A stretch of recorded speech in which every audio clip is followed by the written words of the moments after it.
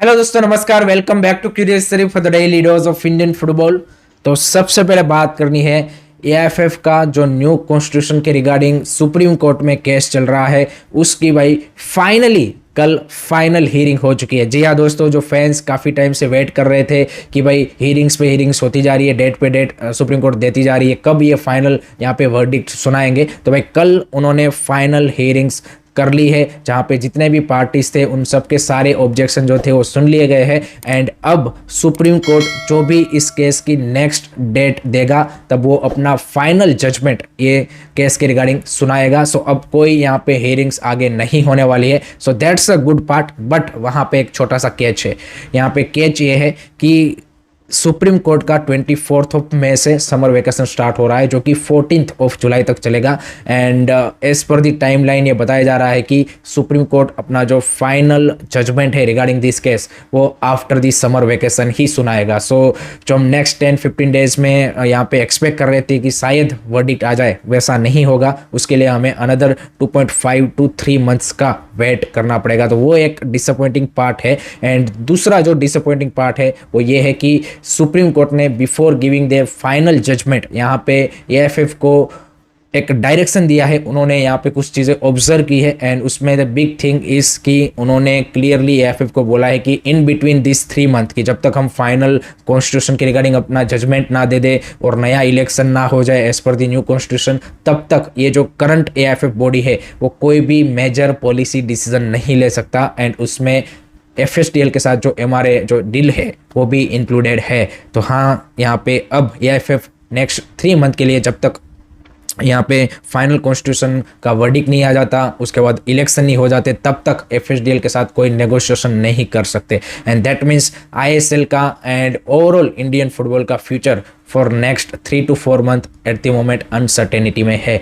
Because as we all know कि दिसंबर में यहाँ पे एफएसडीएल के साथ डील खत्म हो रही है। एंड मान लीजिए कि 14 जुलाई के बाद यहाँ पे जुलाई मंथ में अगर वर्डिक्ट आता है, फाइनल जजमेंट आता है, देन आपका अगस्त में इलेक्शन होगा, सितंबर में आपकी नई बॉडी आएगी। तो सितंबर में तो भाई आपका नेक्स्ट सीजन आईएसएल का स्टार्ट होने का टाइम है, तो मे बी सीजन स्टार्ट हो जाए एंड आपके पास सिर्फ 2 ही मंथ फिर बचेंगे एफएसडीएल के साथ नेगोशिएट करने के लिए, एंड वो भी नया रिजिम को। सो वो जब यहाँ पे टेक ओवर करेंगे टाइम लगता है। So that's the bad part. Already भाई हमने देखा है कि ये रिजिम ने भाई एफएसडीएल के साथ बातचीत करने में लेट कर दिया था। यहाँ पे पिछले मंथ आई थिंक मार्च में ही उन्होंने बातचीत स्टार्ट की थी।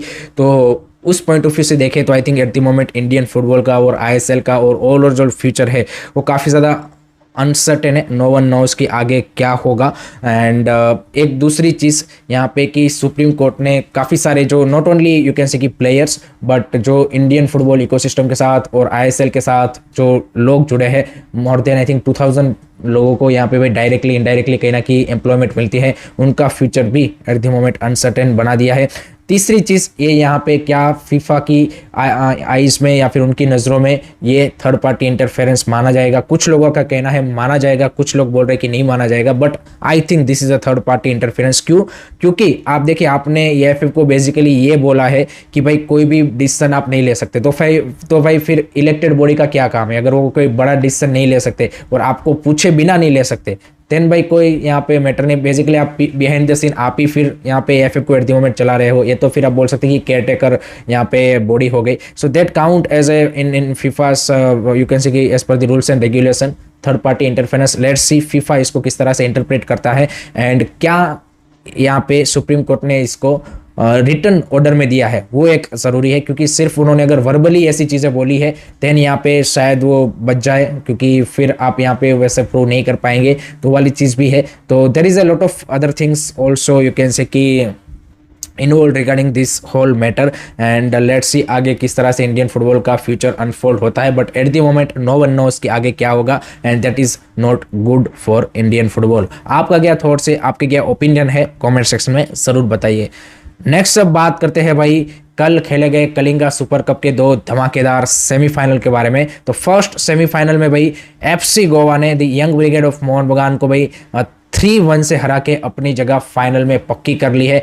इट वाज कहीं ना कहीं एक्सपेक्टेड, बिकॉज जो एक्सपीरियंस, जो क्वालिटी एफसी गोवा की है, उससे भाई कहीं ना कहीं वो फेवरेट थे इस मैच के लिए, नो डाउट। यहाँ पे मोहन बगान की यंग साइड ने, बी साइड ने, आई वुड से की अच्छी फाइट पुटअप की, पर्टिकुलरली फर्स्ट हाफ में जिस तरह से उन्होंने, जैसे ही यहाँ पे गोवा का वो फर्स्ट गोल आया, brilliant goal from Bryson by the way, that header goal, उसके बाद जिस तरह से उन्होंने रिस्पॉन्स किया, एंड सोहेल भट्ट का वो अगेन ब्रिलियंट फिनिश। आप देखिए जो दो क्वालिटी सॉलिड सेंटर बैक है यहाँ पे, ओडे एंड संदेश चिंगान, उसके बीच में जिस तरह से उन्होंने लेट रन बना के वो टेपिन वाला फिनिश किया, it was a more similar goal तो जो हमें फर्स्ट यहाँ पे केला ब्लास्टर के सामने देखने को मिला था कि भाई आसिफ कुरुनियन का क्रॉस एंड सोहेल भट्ट का ब्रिलियंट फिनिश, यहाँ पे भी ऐसे ही देखने को मिला। तो he has shown a great quality as a number 9 by through his movement, through his finishing, so that's a great sign for Mohun Bagan and for national team also. क्या उनको अपकमिंग मैचेस में नेशनल टीम में consider करना चाहिए as a striker, ये भी काफी सारे फैंस यहाँ पे डिमांड कर रहे हैं।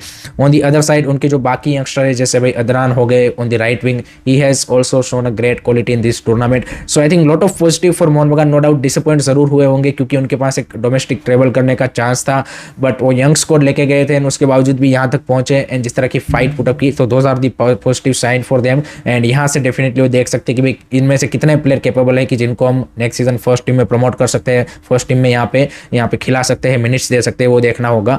दूसरी साइड गोवा एंड मनोलो मार्केस के लिए this win was crucial, because हमने पिछले 2 साल में मनोलो मार्केस के अंडर गोवा को देखा है कि एक कंसिस्टेंट टीम जरूर रही है बट कोई भी टाइटल नहीं जीता। तो this is the first final under मनोलो Marquez and last final also, because यहाँ पे इसके बाद मनोलो मार्केस लीव करने वाले हैं and he now manage the most number of matches for Goa also, 61 matches, and उसका जो विनिंग रिकॉर्ड है वो भी सबसे बेटर है। सो आई थिंक गोवा भी चाहेगी कि मनोलो मार्केस का जो टेन्योर है वो यहाँ पे एक ट्रॉफी के साथ फिनिश हो, एंड एक अच्छा अपॉर्चुनिटी है because they have a very good score. And जिस तरह से आप देखिए कल उन्होंने गोल मारे, पहला गोल ब्राइसन वाला मैंने जैसे बताया, या फिर वो बोरखा अरेरा वाला ओलंपिको गोल जो था डायरेक्ट फ्री किक से, सॉरी कॉर्नर किक से उन्होंने यहाँ पे गोल मार दिया। यहाँ पे सेकंड गोल जो आया फ्रॉम देजान द्रेजिच पेनल्टी, तो वो यहाँ पे आप बोल सकते हैं कि they are in a great form and great victory. Congratulation to FC Goa and hard luck to young boys of Mohun बगान।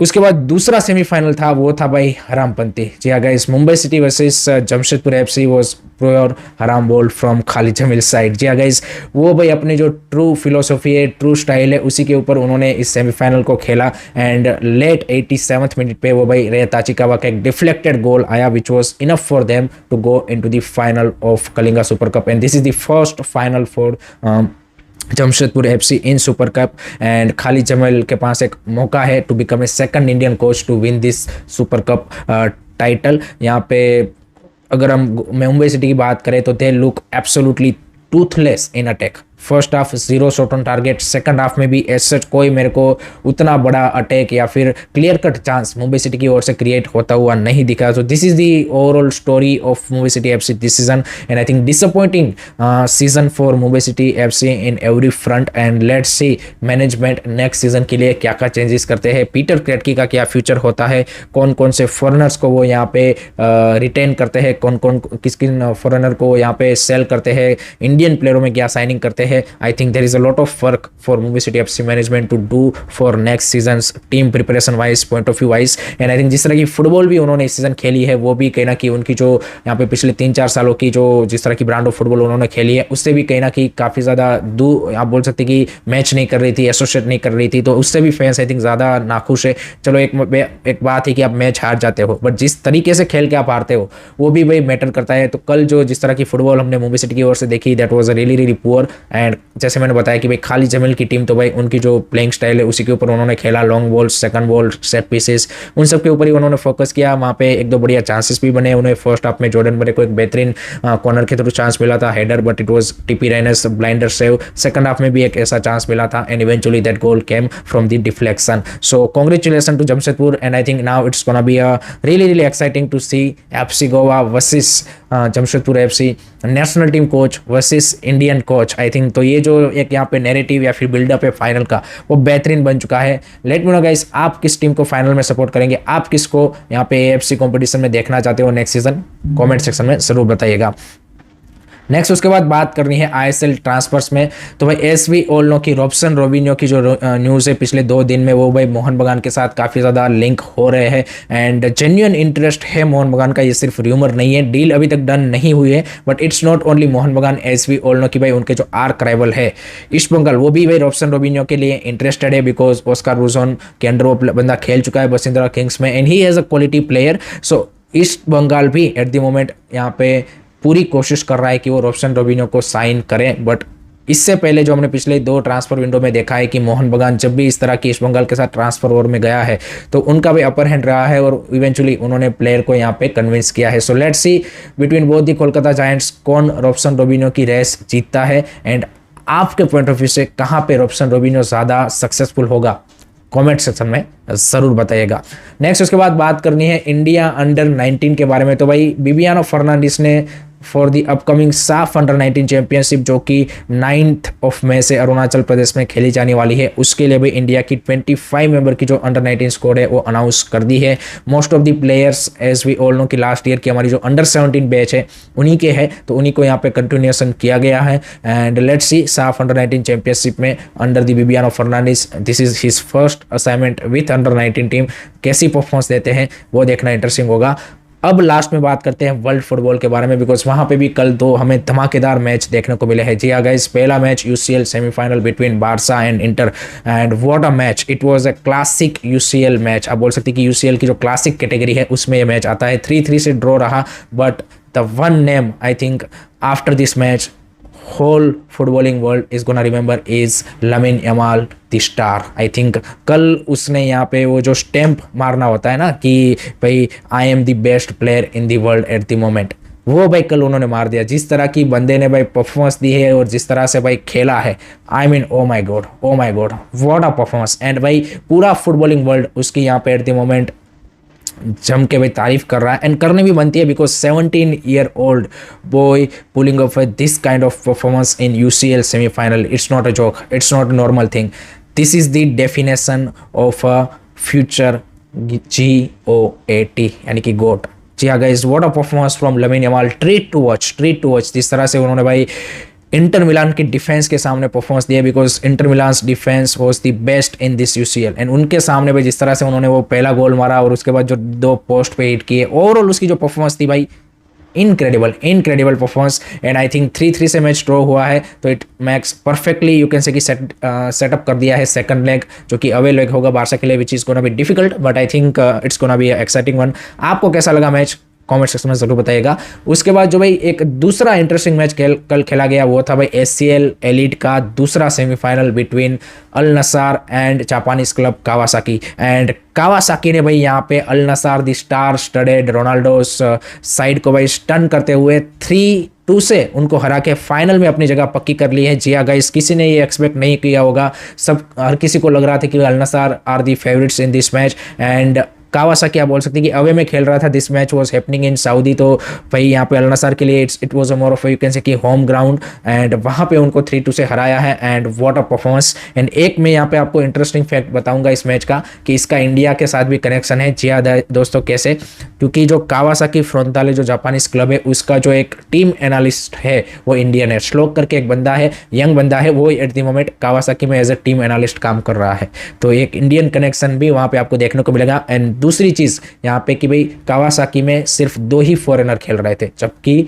अल नसार में 7 foreigners, European superstar Sadio Mane, Ronaldo, इस तरह के प्लेयर थे एंड उनको भाई हराना it was not a joke. So brilliant performance from you can say कि Kawasaki and now I think on 3rd of May हमें यहाँ पे द फाइनल देखने को मिलेगा between Al Ahli versus Kawasaki, Saudi Arabia versus Japan. So that's gonna be a cracker check of a first semi-final of ACL Elite. So that's it from my side guys regarding today's Indian football news. I hope कि आपको video पसंद आया होगा। Keep supporting Indian football. Don't forget to like, share, subscribe, Curiosity. जय हिंद, जय भारत।